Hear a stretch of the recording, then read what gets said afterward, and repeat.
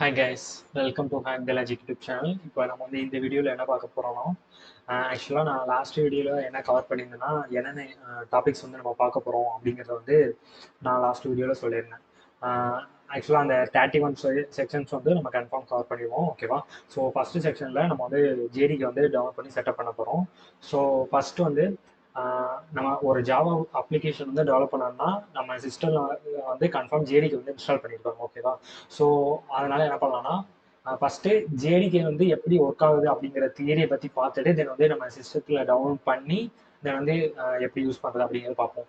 உங்களுக்கு already in case if you have JDK in your laptop then அந்த section மட்டும் skip பண்ணிங்க. இப்போ வந்து ஆக்சுவலாக நான் தியரி தான் சொல்ல போகிறேன், ஓகேவா? So JDK stands for Java development kit, ஓகேவா? ஸோ இந்த ஜேடிகே நம்ம டவுன்லோட் பண்ணால் மட்டும்தான் நம்மளால ஜாவா ப்ரோக்ராம் வந்து கம்பைல் பண்ண முடியும், ரன் பண்ணி அவுட்புட் பார்க்க முடியும், ஓகேவா? ஸோ இந்த ஜேடிகே வந்து ஆக்சுவலாக சொல்கிறேன், JDK stands for Java development kit. So இதுக்குள்ள ஒரு பார்ட் ஆஃப் ஜேஆர்இ இருக்கு. ஜேஆர்இங்கிறது வந்து ஜாவா ரன் டைம் என்விரான்மெண்ட். இந்த ஜேஆர்இக்குள்ள ஒரு பார்ட் இருக்கு, அது என்னன்னா ஜேவிஎம். ஸோ ஆக்சுவலாக இந்த 3 பாட்டும் வந்து ஒன்னோட ஒன்று சேர்ந்தது. இது இல்லாட்டா நம்மளால ஜாவா ப்ரோக்ராம் வந்து எக்ஸிக்யூட் பண்ணவோ சம் நெசசரி ஆப்ரேஷன் வந்து பர்ஃபார்ம் பண்ணவே முடியாது. அதே மாதிரி இந்த ஜேவிஎம் தான் ஜாவா வந்து பிளாட்ஃபார்ம் இண்டிபெண்டாக வந்து ஆக்கியிருக்கு.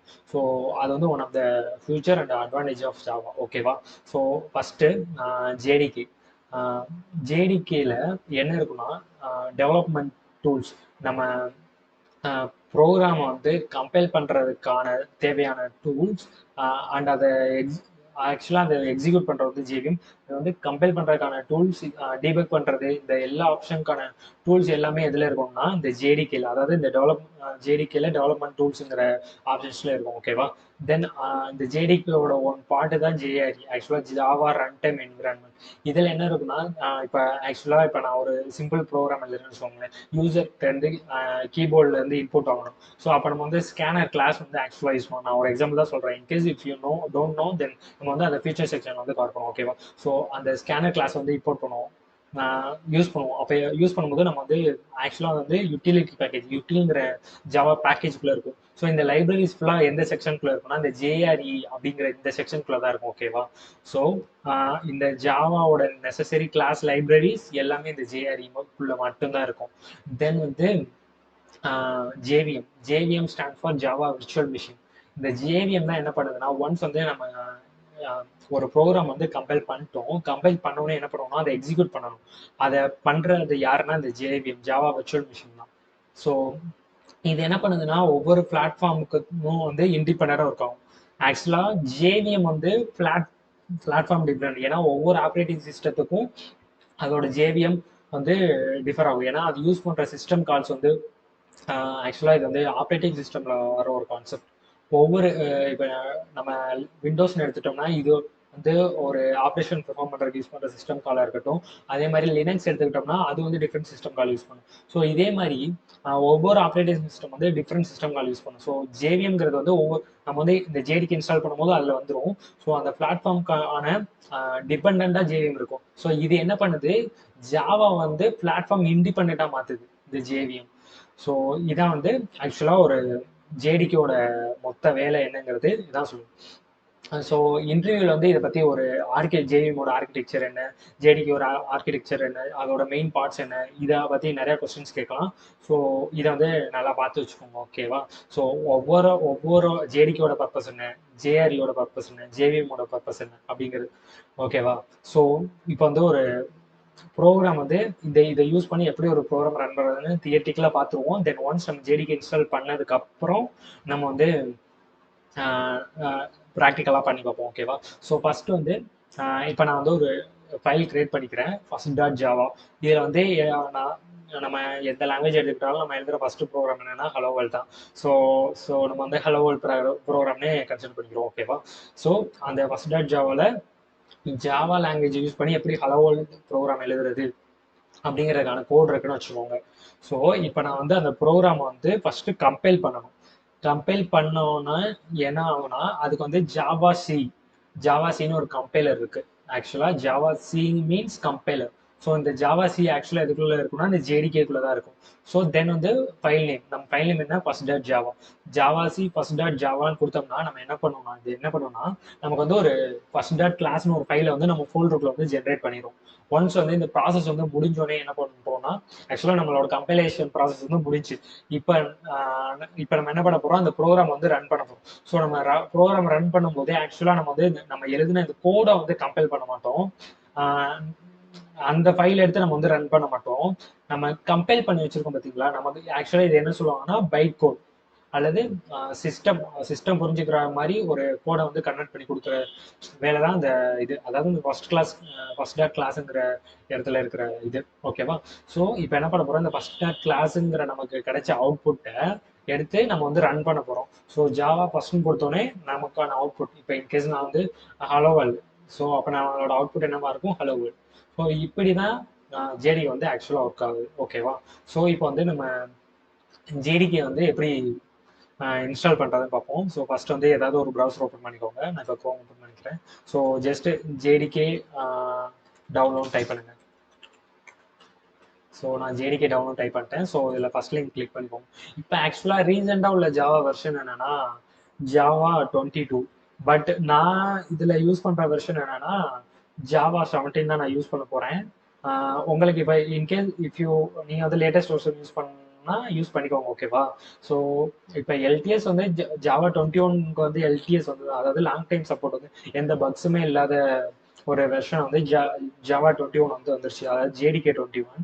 ஸோ நீங்கள் அதை யூஸ் பண்ணுறனால யூஸ் பண்ணிக்கோங்க. நான் இந்த இதில் வந்து ஜேடிகே 17 யூஸ் பண்ண போகிறேன்.